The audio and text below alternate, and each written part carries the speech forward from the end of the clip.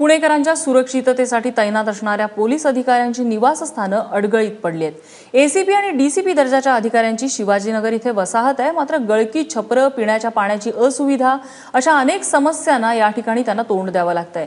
या समस्यांकडे बांधकाम मंत्री आणि ज्यांच्याकडे गृह खातं आहे त्या मुख्यमंत्र्यांनीही लक्ष द्यावं अशी मागणी वरिष्ठ अधिकाऱ्यांच्या पत्नींनी केली आहे। दुसरी गोष्ट म्हणजे वरिष्ठ अधिकाऱ्यांच्या घराची ही अवस्था असेल तर कॉन्स्टेबल दर्जाच्या अधिकाऱ्यांची घरं कोणत्या अवस्थेत असतील याचा अंदाज आपण लावू शकतो।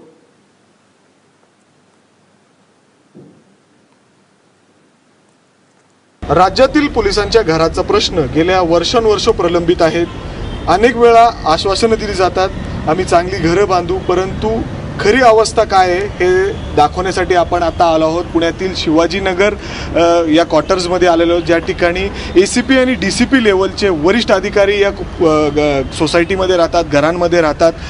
जवळपास पोलिसांना त्यांचं पूर्ण आयुष्य अशा निकृष्ट दर्जाच्या घरं आहेत त्याच्यामध्ये घालावं लागतात। अगदी जवळपास 60-70 वर्ष जुनी ही घरं आहेत आणि इथली काय अवस्था आहेत, जे रोज या महिलांना त्रास सहन करावा लागतो। हे सगळे जे महिला आहेत या ठिकाणी पोलीस अधिकारी, वरिष्ठ अधिकारी आहेत, एसीपी डीसीपी, त्यांचे हे सगळे मिसेस आहेत, महिला आहेत, त्यांच्याकडून जाणून घेऊयात काय नेमकं त्यांना या ठिकाणी त्रास सहन करावा लागतं दररोज। काय सांगाल मॅडम?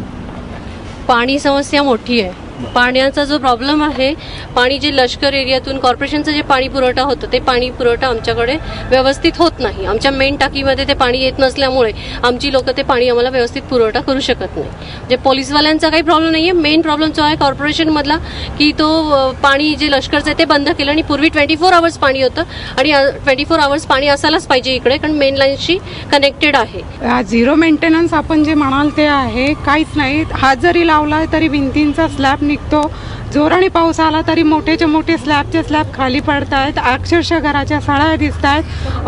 ओट्याची तशीच अवस्था आहे, ओट्यामध्ये पाणी मुरून मुरून भिंतींना आणि गांडूळ वगैरे येतात, तिथनं मोठे मोठे उंदीर येतात आणि तिथनं जे बुरशी वगैरे लागते त्याच्यामुळे आमची छोटी छोटी मुलं आहेत त्यांना बऱ्याचपैकी श्वसनाचा वगैरे त्रास होतोय।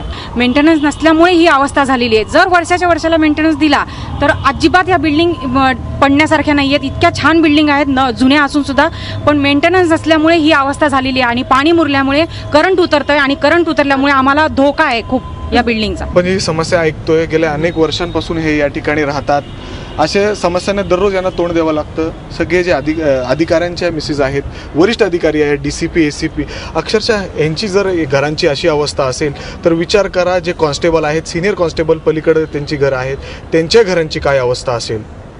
कॅमेरामॅन विजय राऊतसह मी मिकी घई, एबीपी माझा,